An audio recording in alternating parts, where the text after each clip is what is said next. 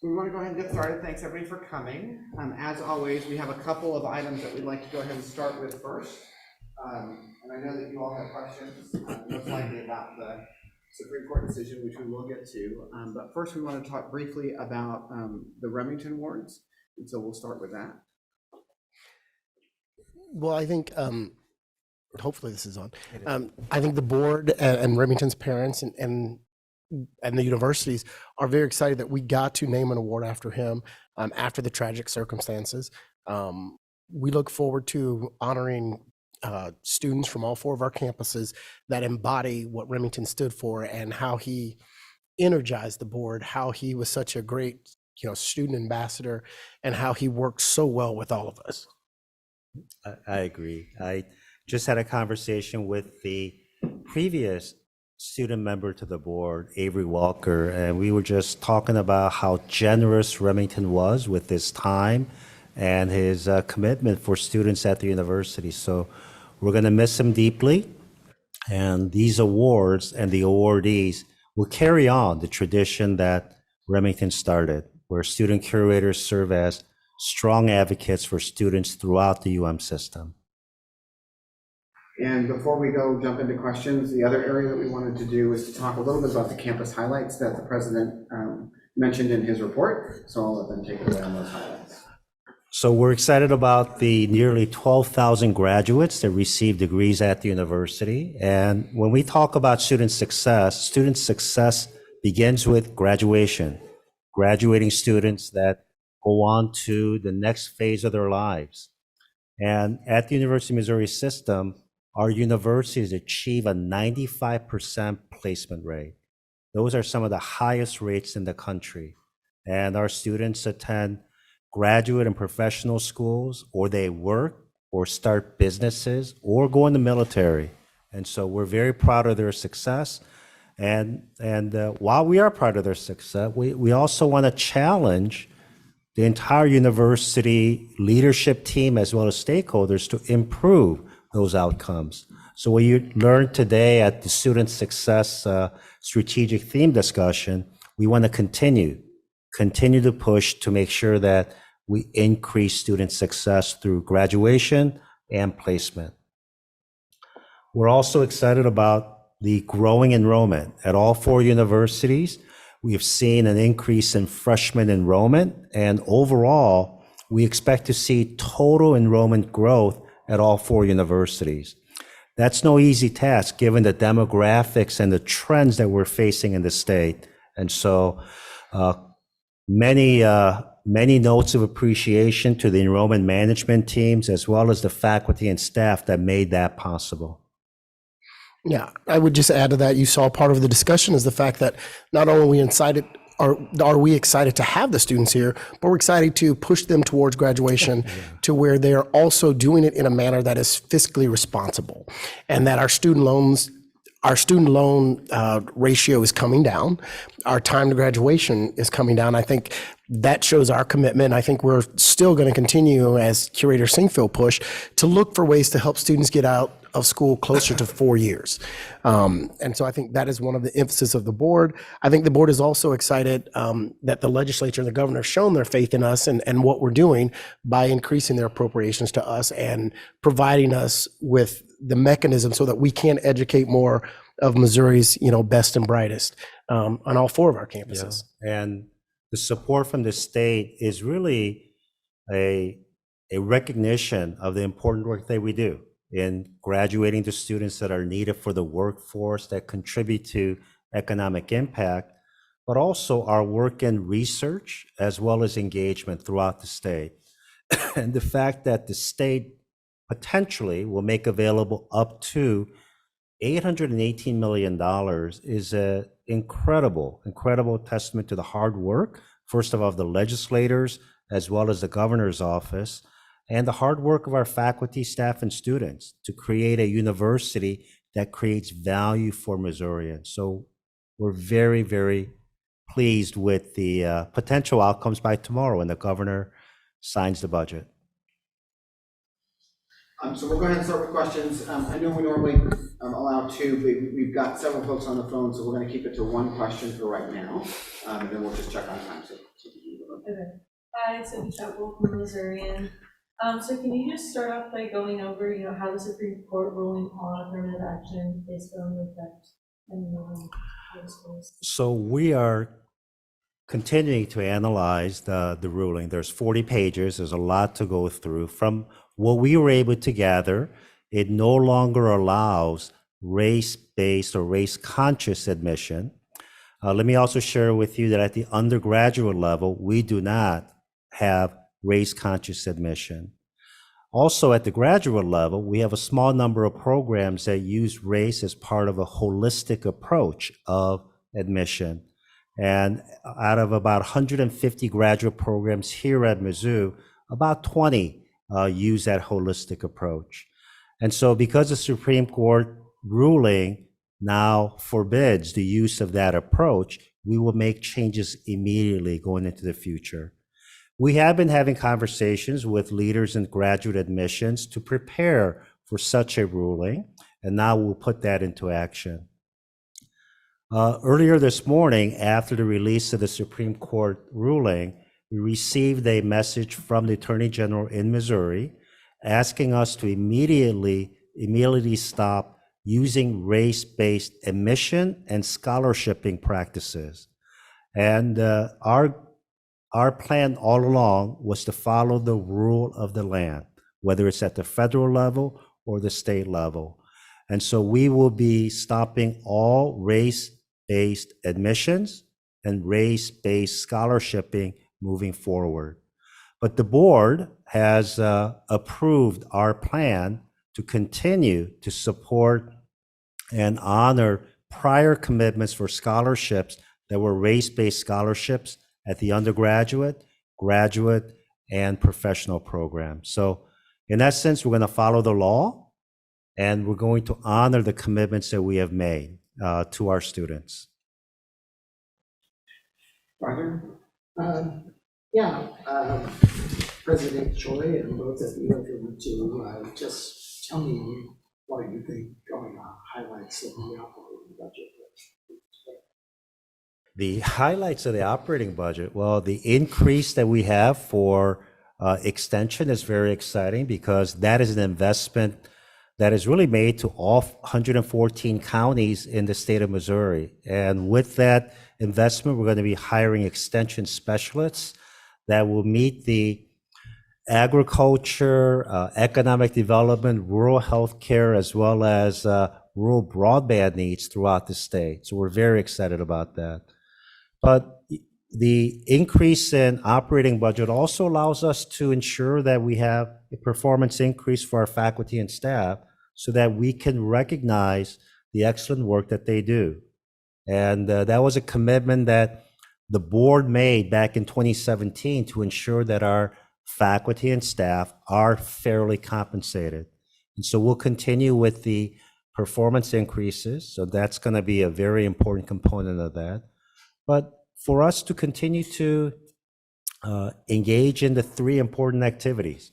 So the question that we ask each time we make an investment is to ask, is this investment going to result in greater student success, greater research breakthroughs and scholarship, and better engagement with Missouri citizens and beyond? And so those are the really important things that we're always going to be focused on.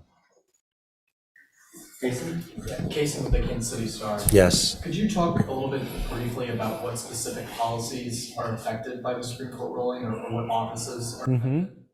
So at the undergraduate level, I shared with you there are no practices that use race-based admission. So it doesn't affect undergraduate admission.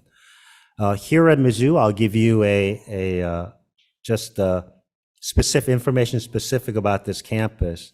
Each year, we award approximately $200 million in scholarships, financial aid throughout the university here at Columbia.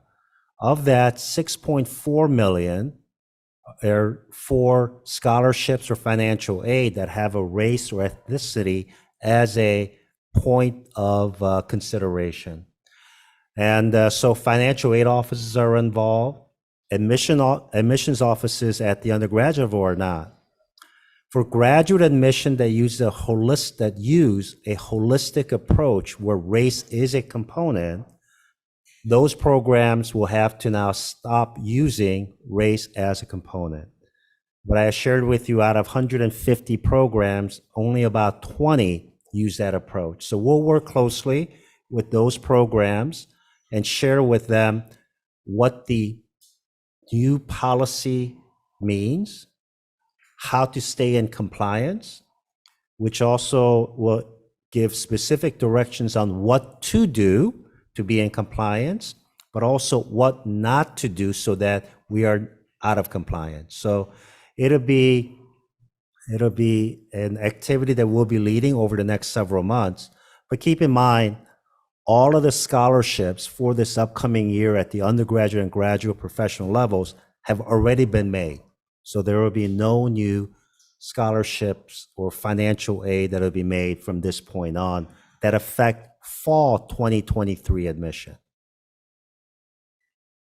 We're going to go to the phones now. I'm going to give you just a minute to set up. We're going to go to the phones. Aaron, do you have a question? Yes.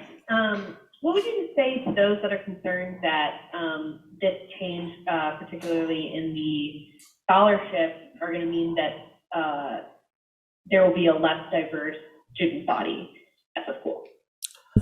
Well, as a university, we are deeply committed to creating an environment where people with diverse experiences, backgrounds, and perspectives contribute to the educational enterprise. So that commitment is not going away. But we can no longer use race as a basis for admissions or scholarshiping, and that's the rule of the land. But we are committed to that goal of creating that inclusive environment, and we'll develop plans that we'll discuss with the board that can be used to achieve that kind of an educational environment at all 4 universities. Greg, do you have a question? Yeah, but first, I just want a quick clarification. The $6.4 million in race and ethnicity-based scholarship, that's for the Mizzou campus alone, and it's for the upcoming academic year. Those programs are the ones that are going to be honored just for this year and then ended? So our plan right now, we have to look at each of those scholarships individually, but our plan right now is to honor our commitment for the duration in which the commitment was made. Some scholarships may have been a 4-year scholarship at the undergraduate level, provided that the student is still enrolled as a full-time student that maintained a certain academic performance. Some may be shorter, but whatever the duration of the scholarship commitment that was made, our plan is to honor them. But we're going to have to evaluate every single scholarship very carefully. And Greg, that was clarification. You have a quick question? Yeah, I do have a question. Does the Attorney General's letter to you today go farther than the statement that you made in the spring about DEI as a factor in hiring practices? I think they are unrelated. The DEI statement that was removed was part of hiring at the employee level, faculty and staff. And this ruling and the direction from the Attorney General involves student admissions and scholarships.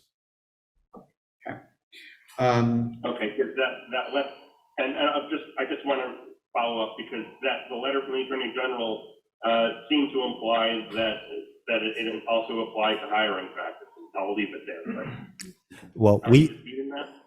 I will look into it more carefully. I've been in meetings all day, but I'll have a discussion with the board and the general counsel. So I'm not disputing anything because I've not read it in detail yet. Okay. Joe, Thank you. do you have a question, Joe? Thank you. I'm at a bit of a disadvantage. Hello, thank you, Christian. I'm a bit of a disadvantage. President Choi, is President Williams there, the president of the board as well? Yes, he is. Thank you. Gentlemen, as men of color and as Asian Americans, how did this strike you when you first heard it this morning, especially when you look at all the opportunities that have been made to people through the universities throughout our country, and now this has been radically stopped? Do you want me to go first? I can go first, or you can go first. Well, let me go first. Well, I think the important thing is, for me, is to follow the law of the land. And this has gone through the Supreme Court. It sets abiding precedent. And as a public institution of higher learning, we must follow the law of the land.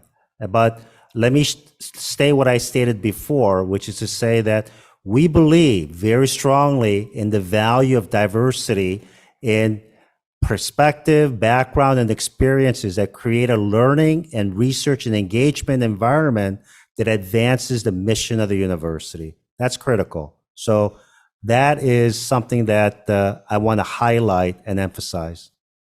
And this is Michael on the board, and I can only speak to myself because, as the president said, we've been in meetings all day, so we haven't had a chance to digest it or hear anything. We've only seen excerpts.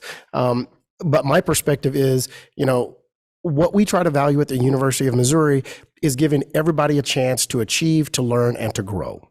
And we want the best and the brightest on this campus, regardless of your race, age, sex, national origin, or your disability. We want to give you a chance to learn. We want to give you a chance to grow. I think one of the things that people have been pushing is that when you look at it, are we giving scholarship to those who are deserving, who have financial need? And I think this is going to push that more forward. Are we graduating? Are we educating the neediest of our citizens? Are we giving people who need the Pell Grant? Are we providing other avenues that look at you're intellectually intelligent enough to be here? How do we find the finances to help you achieve, and how do we help you grow? I think one of the things that I have heard, and I have not read the opinion yet, and so I am operating at a what I've heard level, but is that people want to get together and say, how do we all grow together as opposed to being divided? And if we can make the common avenue for providing education, one of the things they're looking at is, is there a financial need, and how do we fit that financial need? Then we will figure out a way to keep this campus and all campuses diverse, whether it be from background, age, race, sex, national origin, doesn't matter. What we want to do is give all Missourians a chance to be educated by our system if you are qualified to get into our system.